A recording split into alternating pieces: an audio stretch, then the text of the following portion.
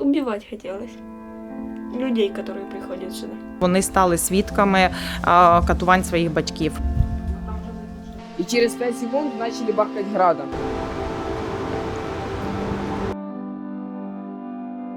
Попал под прилет, снаряд попадает через дорогу. Що ми їм тут такого зробили?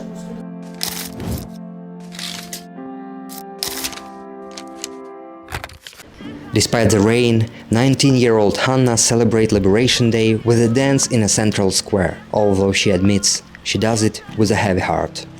Коли вночі тривога або чутно вибухи, я розумію, що це летить кудись. Тобто це летить до людей, які вночі сплять, відпочивають.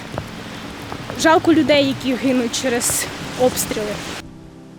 This is what typical morning looks like for people from Kherson. The result of yet another shelling do not impress and almost do not scare the locals. In the year following the deoccupation, the Russians shelled the city thousands of times. They killed more than 400 civilians in the liberated Kherson Region, including 10 children. Another 75 minors were injured. But there is one thing that they took away from all the children of Kherson: a normal childhood. To the sounds of sirens and explosions, parents take their children to one of the few volunteer children's centers. Here, they receive humanitarian and psychological help. Складні життєві умови, які склалися у більших херсонців, практично у всіх. Є в нас діти, які стали свідками катувань своїх батьків. Батьків били на очах, мать там одну катували. Це дуже все так, знаєте, моторошно. Це важко всім. During the interview, Irina cannot control her emotions. Children traumatized by the occupation now live under a daily barrage of fire. Some of them do not even remember pre-war times. This playroom is a rare opportunity to escape from reality, even just for an hour. From time to time, the illusion of security is destroyed by another air raid alert. Irina lives with her 5-year-old son in one of the most dangerous areas of the city. The hardest thing for her is to hide her own fears. Коли щось дуже блискавучне, коли ми чуємо, що осколки, шмаття вже летить по криші, то ми в підвал ховаємося. Мені не можна плакати, мені не можна показувати, що мені страшно, бо в мене дитина і батьки. About 6,000 children remain in Kherson.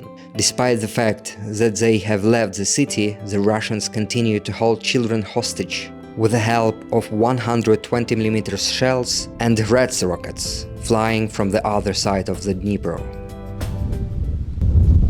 14-year-old Hlib became world famous after the occupation. His photo, which went viral on social media, became a symbol of the stolen childhood of Ukrainian children. Then, the boy's dream was to become a chief. Now, his priorities have changed. Да, поменяла. Хочется теперь в армию идти. Это на видео нельзя сказать. Почему? Убивать хотелось.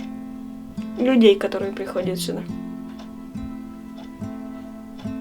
Из-за того, что такие люди, как они, убивают таких же солдат, как с нашей стороны.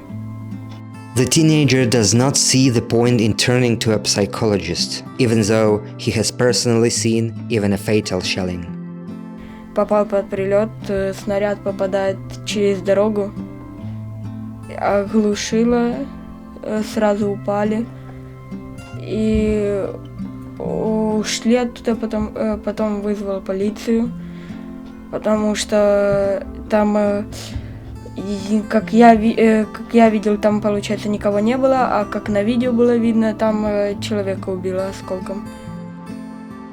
In addition to traumatic experiences, Kherson psychologists identify the lack of communication as the biggest problem of children and teenagers.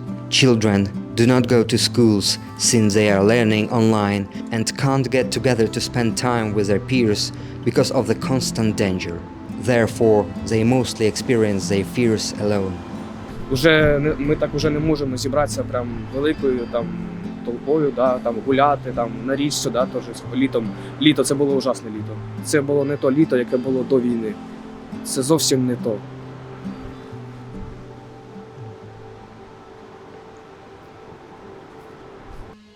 The Russians shelled the center of Kherson on the anniversary of its liberation. 14-year-old Max witnessed a Russian war crime. Когда были пару выстрелов, но потом, когда мы услышали уже 4-й выстрел и прилет как раз был, мы подбежали к машине и через 5 секунд начали бахать градом. У меня все продукты мои поразлетались, конечно. The boy says that for him, shelling is far from the worst. The Russians killed his childhood dream. Конкретно поменялось. Я перестал заниматься футболом, я 6 лет прозанимался. После как началась война, тренер уехал. Ну и все пошло как-то наперекосяк совсем. Друзья многие поуезжали тоже. Такое. Категорически она поменяла жизнь, конечно. Как-то так. We meet Zina at the Kherson railway station. She and her 2 sons have just returned from Kyiv. They went there to see some doctors. The family survived the occupation and has been under constant Russian shelling for a year. Да, обстріли не замовкають, але ми вільні. Ми можемо життя продовжується, ми вільні, тому що тоді, коли це неможливо передати навіть словами, що ми відчували. Most of the children have to stay at home. Online learning. The eldest, 10-year-old Andriy, cannot understand the motives of the Russians and asks himself rhetorical questions. Що ми їм тут такого зробили? Я не знаю, навіщо ліс строгати і мінувати. Навіщо було Каховську ГЕС зривати. Це як якась відеогра, тільки в реальній житті. The boy says that the most of his friends have left the city and he misses the time when they got together the most. Надоїло самому тут гуляти і зі своїм другом. А якщо все одно хтось один приїде, то все одно буде опасно гуляти, бо один прилетів туди прилетів, повітряна тривога, тому не гуляйся нормально. Over the past 2 years, the children of the Kherson region have survived occupation, abduction to Russia, and constant shelling. Russia has turned their lives into endless sprint from bedrooms to basements. And instead of dreaming about new bikes or toys, there is only one dream left: never to hear the sound of a siren again.